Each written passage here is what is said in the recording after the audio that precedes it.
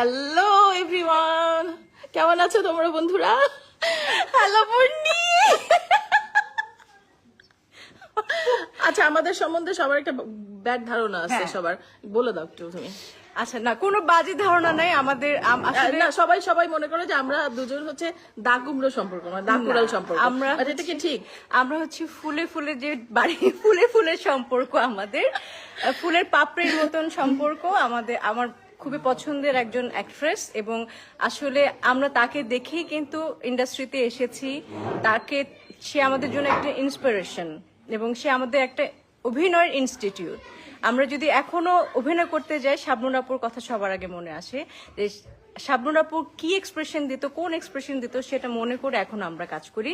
যদিও আমরা তার ধারে কাছে যেতে পারিনি, আমি যেতে পারিনি।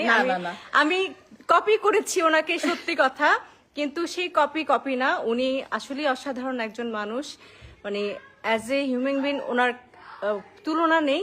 আপনারা দেখতেই পাচ্ছেন। আমি আপুকে কিছু প্রশ্ন করব। আপনারা দেখতেই পাচ্ছেন, আমি কোনো প্রশ্নের উত্তর দিতে পারবো না। আপু ফর্মাল কোনো প্রশ্নের উত্তর দিতে পারবে না। আপু পূর্ণিমার এত গুণ, ওকে জিজ্ঞেস করো যে ওর এত গুণ আল্লাহ দিয়ে দিছে, মানে আমার মনে হয় আমি ওর মতন পারবো না, সত্যি কথা। এত সুন্দর করে কিভাবে কথা বলে, এত সুন্দর করে স্টেজে কিভাবে পারফরমেন্স করে, মানে ওর গুণ দেখলে মানে ওর গুণের আর শেষ নাই। আমি মানে ওকে সাধুবাদ জানাই, ধন্যবাদ জানাই যে এত মানে দেখতেও সুন্দর। হ্যাঁ, ওর তুলনা ও।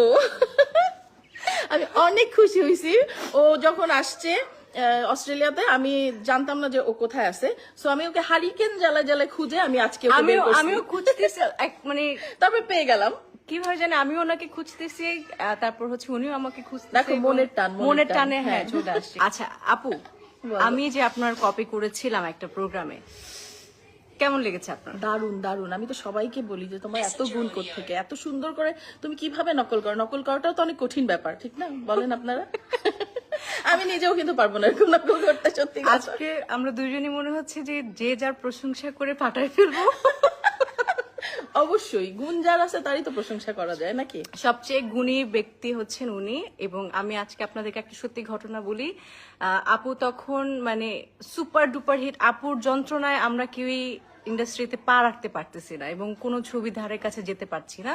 তো যখনই আমি শুটিং করতাম, আমাদের যে কোরিওগ্রাফার ছিলেন, ডিরেক্টররা ছিলেন, তখন বলতেন যে কি এক্সপ্রেশন দাও, শাবনূরের মতন করো, শাবনূরকে নকল করো, শাবনূরকে কপি করো। এই যে আমার মাথায় ঢুকছে, শাবনূরের চেয়েও ভালো নকল করতে পারে না, যে আমার কন্টিনিউয়াসলি ফোন চলে আসছে। অসুবিধা নাই। সবাই বলছে যে হ্যাঁ শাবনূরের এক্সপ্রেশন দেখছো, ওর চোখ কথা বলে, ওর ঠোঁট কথা বলে, শাবনূরের পায়ের যোগ্যতা তোমার নাই। আমি জি আমি কর্নারে গিয়ে কান্না করতাম। আর সত্যি তখন থেকে আমি আবেগে আপ্লুত পূর্ণিমাকে দেখে, এবং সত্যি কথা আমার চোখ দিয়ে পানি চলে আসছে ওকে দেখে। অনেকদিন পর ওকে দেখলাম, আমার খুব ভালো লাগতেছে। থ্যাংক ইউ সো মাচ পূর্ণিমা, তোমার সাথে আমার অনেক দেখা। আমি অস্ট্রেলিয়াতে থেকে আপনাকে বেশি করে দেখাই, আমার পেজের ফলোয়ার বাড়বে।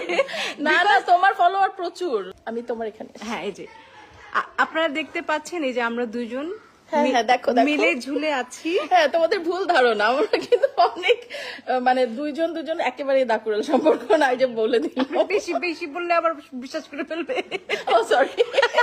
না, বিশ্বাস করার কোনো কারণ নাই। না, আমাদের খুবই মধুর সম্পর্ক। আমরা যখন একসাথে থাকি তখন অনেক ফান হয়, অনেক মজা হয়। আসলে এটা কেউ জানে না, এটা হচ্ছে পর্দার পিছনে, হ্যাঁ বিহাইন্ড দ্য সিন। আমরা যখন কাজের পিছনে কাজ করি তখন এত হাসাহাসি হয়, এত আড্ডা হয়। স্পেশালি আমি এই নামটা নিতে চাচ্ছিলাম, ফেরদৌস। আমি কোথায়, তুমি যদি দেখো আমাদেরকে তাড়াতাড়ি করে আমাদের অস্ট্রেলিয়া চলে আসিও। হ্যাঁ, সবাই মিলে অস্ট্রেলিয়া আসলে অনেক মজা হবে। মানে কেউ মজা করলে আমার কিন্তু হিংসা হয়, সত্যি কথা। আমার মনে হয় আমিও যাই ওখানে মজা করতে। না, আপু খুবই মজার মানুষ। আপু যখনই ঢাকা যায়, বাংলাদেশে যায়, আমাদের সবাইকে নক করে এবং আসো দেখা করি। উনি সবার সাথে দেখা করেন। এটা আপুর একটা গুণ যে উনি সবার সাথে যোগাযোগটা রাখেন। অনেক গল্প করলাম তোমাদের সাথে, আর আমাদের জন্য বেশি বেশি করে দোয়া করবে, পূর্ণিমার জন্য অনেক দোয়া করবে, আর আমরা যেন আমাদের ছোট ছোট বেবিগুলাকে সুন্দর সুন্দর করে মানে তোমাদের সামনে উপস্থাপন করতে পারি এবং মানুষ করতে পারি। দোয়া করবো পূর্ণিমার তো প্রচুর ফ্যান, আমার খুবই খুশি লাগে এটা দেখে। না, অবশ্যই না। সো এটা দেখে আমার খুবই হ্যাপি লাগে যে তোমরা এত ভালোবাসো এখনো আমাদেরকে। সো আমি মানে কি বলবো আর তোমাদেরকে, এই জন্য আপু বাই বাই বলে দেন অনেকদিন সবাইকে। পর তোমাদের সাথে অনেক গল্প করলাম, খুব ভালো লাগলো। শুধু পূর্ণিমার জন্য, আমি বেশি একটা লাইভে আসি না, ওর জন্যই এসে গল্প করলাম। সো দেখা হবে আবার। Thank you. আসলে আমি গ্রেটফুল এবং আমার কাছে নিজের কাছে এত বেশি মানে সৌভাগ্যবতী মনে হচ্ছে যে আপু আমার সাথে লাইভে এসেছে।